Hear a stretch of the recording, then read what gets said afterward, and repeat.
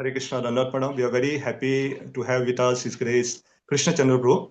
So Prabhuji is a very senior counselor and a very big industrialist also. So we request Prabhuji to please bless us with his inspiring words. So over to you, Prabhu. You can speak in whatever language you are comfortable with. English also is fine. Thank you, Prabhu. Hare Krishna. Am I audible? Yes, Prabhuji. Am I audible? Okay. Yes, Prabhuji. So, thank you very much.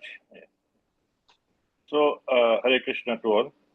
We are told that one of the most important requirements we have in our life is being steadiness, consistency in whatever we do. And I think all of us experience that to begin something is easy, to even in material life, and to cut it off or drop it temporarily, it is easy. But to maintain, whether it is a house or for people like me to maintain my weight also, it's so difficult. I think many of you may experience it. So maintaining is most difficult challenge for us. That staying committed, staying focused, it's a very rare and very difficult quality. But that is something which is in Krishna consciousness most critical requirement. So in this connection, His Holiness Swayam Bhagavan Keshav Maharaj tells a very nice story about a disciple asking question to his guru that why is it that some people make more advancement than others? Externally, they're doing the same activity. So his guru said that he took him to the kitchen, and there in the kitchen there was a stove, there was a flame, and then there was also a pot.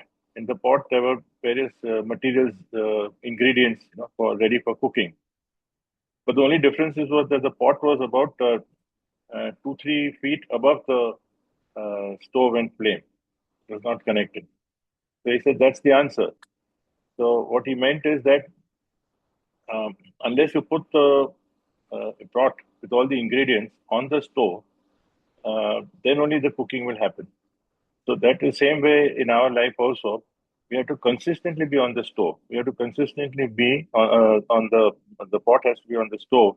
That means we have to be regular in connection some way or the other through our mind and intelligence with our with spiritual life. So that's why Bhaktivinoda Thakur says that, because we are the Ansh of Krishna, we're part of Krishna, and therefore Krishna has he has the Ladini potency, Ladini Shakti, the pleasure potency, which is infinite, unlimited. And because we are part of Krishna, we also have that very, very tiny pleasure-giving potency, pleasure-gaining potency also. But it's very tiny. The thing is that because we are not consistent, so we experience it, flickeringly. Sometimes we get that. Sometimes when we are not on the stove, on the pot, when the pot is not on the stove, means when we are not consistent, when we are disconnected, then we are losing that taste, or we don't get that the motivation to continue. So therefore, for us to be connected constantly, so if the Jīvātmā is constantly connected to the Paramātmā, then the pleasure potency of the Paramātmā permeates through and is experienced by the Jīvātmā. And we can see this through the pure devotees. We can see this through Srila Prabhupāda's life, many of his disciples, through whatever happens in their lives, whether it's health issues and disciple issues, so many things. They're consistent, they have they're very stable, and they in fact constantly radiate happiness. Everyone feels that, we all say that, oh, Guru Maharaj came and my problems will disappear. But it's not as if he doesn't experience challenges. But through all that, it doesn't make a difference because they are always constantly connected to Krishna. So there are three things which really generally make it very difficult for us to be consistent. So one is struggles. When we are struggling with something, like if we have a major struggle in our life, it can be that's a problem. Or if we are sick, very sick, naturally we see that it's very difficult to concentrate and to be connected. And then sense gratification. Obviously, that is our major challenge constantly. So to counter that, and the main reason why is that because in our lives, emotionally, we get very disturbed soon. Emotional things disturb us. It can be some misfortune. It can be some major struggle, or it can be means something happens and then we get so emotionally involved, it disturbs us, and then we get thrown off the track. So to counter that, the need is to have a strong sadhana. And why? Because see, as far as the scriptures, if we are in touch with scriptures and if that nourishes our intelligence, then that intelligence uh, actually it controls the mind and the emotion. So it can tell us that, I may not like to do this, but I have to do it because it is for my benefit. Or I understand what is the value of what I'm doing. So I understand that I should not succumb to my senses immediately, because I will then be the major, means I will be affected later. So this kind of nurturing happens through the intelligence. Same way, our the chanting is an is perhaps the most critical aspect for us to be consistent with. That somehow, if we give the best part of our day to Krishna, and we have every reason to do it. It's just that we need to bring up that determination.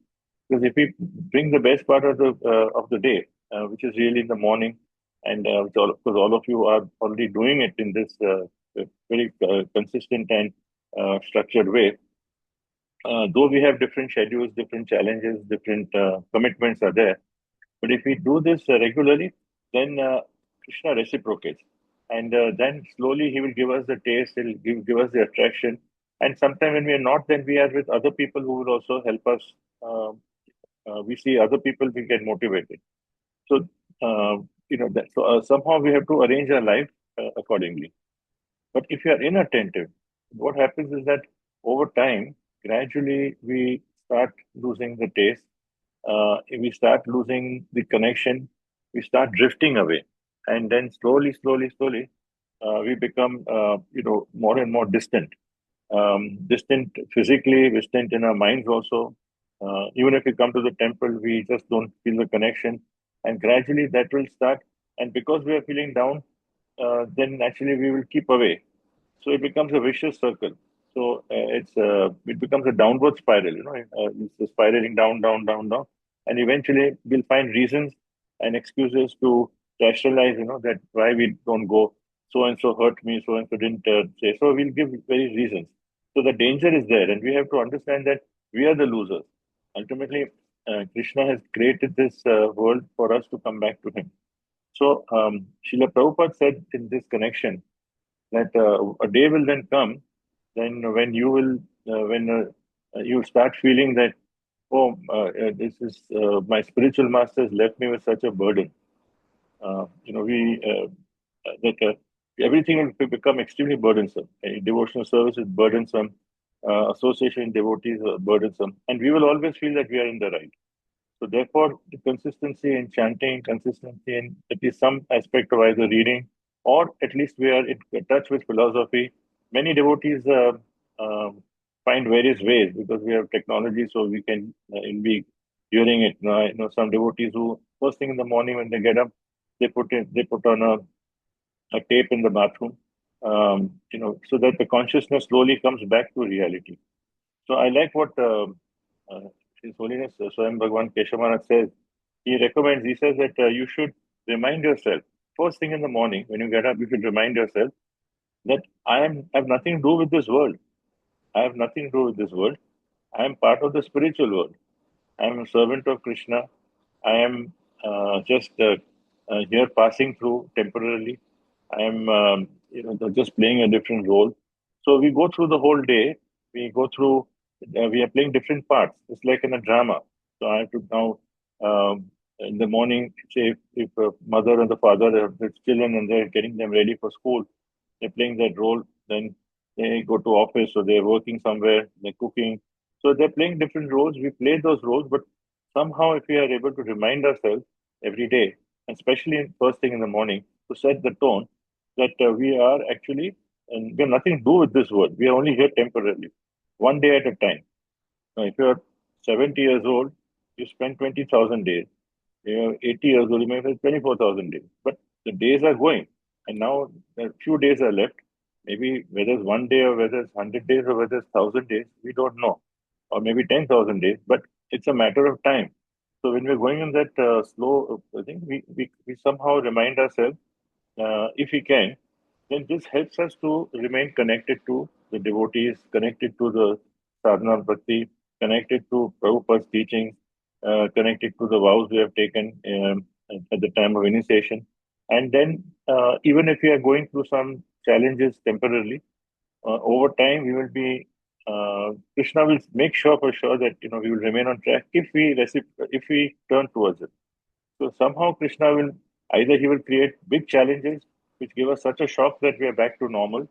Sometimes it happens. Sometimes we think we are so successful in some ways, and then we drift away, and then we get such a shock, we come back.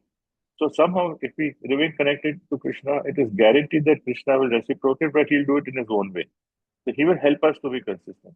So primarily, if our goal should be somehow we remain steady, focused, and on the main aspect of life.